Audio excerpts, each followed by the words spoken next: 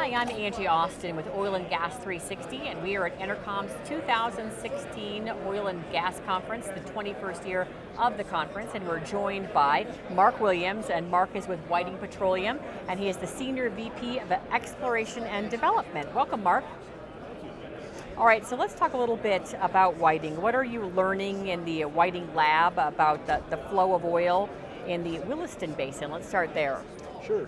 So Whiting has had its rock lab here in our offices in Denver for about 5 years now, and it's had a tremendous impact on our ability to differentiate between how the Bakken works in the different parts of the basin. So, and what that does is it really allows us to customize our drilling and particularly our completion solutions, how we address the Bakken and how we design our completions, for example. So in the southern part of the basin, we use a lot more water, and it has to do with our understanding of the reservoir there. It likes to imbibe water, and that's learning that comes out of our lab. In other areas of the basin, we can see from core analysis, extensive fracturing, and that behavior warrants a different completion design. So we operate in 7 different areas in the basin, and so both with our exploration program as well as our development program, we utilize the lab every step of the way. And I guess the other thing that's really significant there is the turnaround time. So we run a pretty active schedule.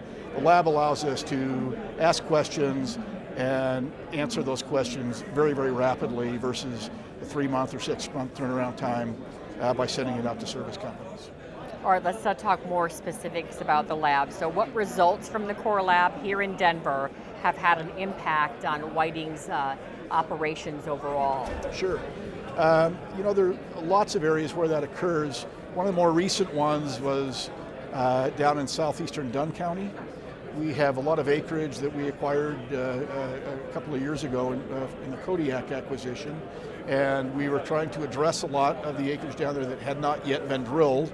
The default typically is to drill a well and go horizontal in the Bakken. With the core lab, we were able to drill a well vertically, penetrating both the Bakken and the Three Forks. Turns out the Three Forks was great, the Bakken not so good in this particular area.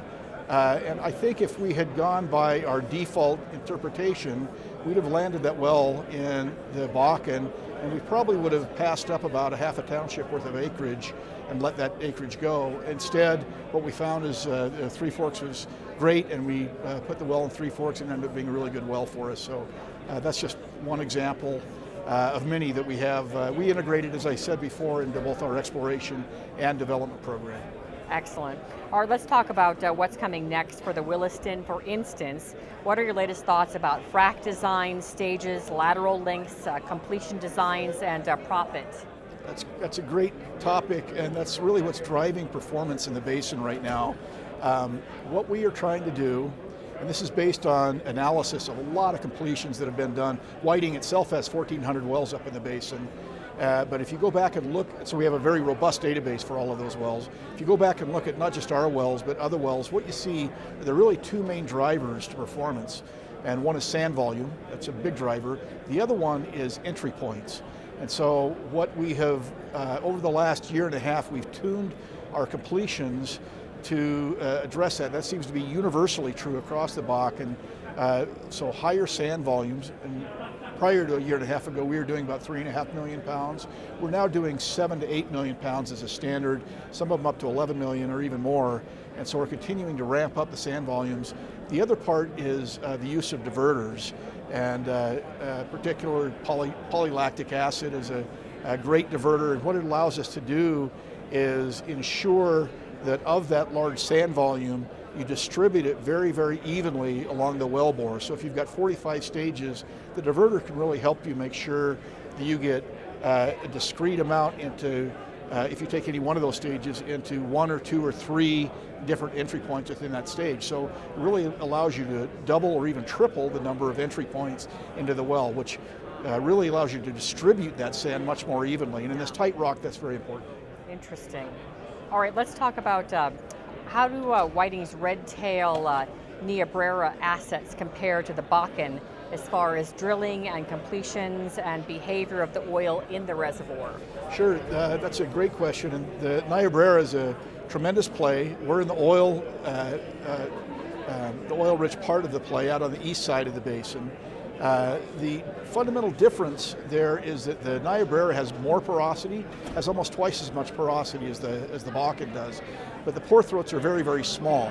And so that presents both an opportunity as well as a challenge. Twice the porosity means twice the amount of oil, but the small pore throats, and those pore throats are relatively disconnected compared to the Bakken, and so so it translates into low permeability and a much tighter rock and harder to get the oil out. Yeah. So even though we got more oil, Right. it's harder to get it out. Yeah. So that's helped us to design customized fracs for the Bakken and the Niobrara separately.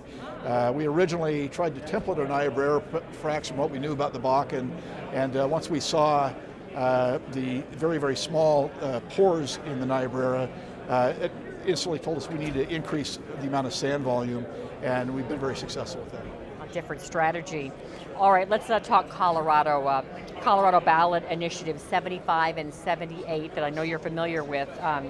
How would that affect Whiting? So, of course, we're not in favor of either of those. I should say that right up front. But given our acreage position out on the east side of the basin, we're in an area that has very low population density. And so with the 2,500 foot setback that is envisioned, it would probably affect around a third of our acreage, and that would be significant.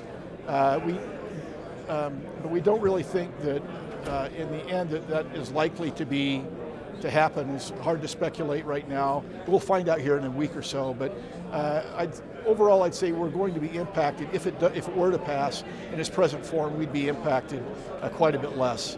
And as far as the local control initiative, that simply is what it is. Whatever happens to Will County would happen to us. If the Will County takes a sharp left turn, then obviously that would have some impact on us. So that's where we come out. Anything else you'd like to add? No, just thanks for having me. Appreciate You're it. welcome. Are you enjoying the conference? I am, very much so. Wonderful. All right, Mark Williams, thank you, Mark. Mark is the Senior VP of Exploration and Development with the Whiting Petroleum, and I'm Angie Austin with Oil and Gas 360.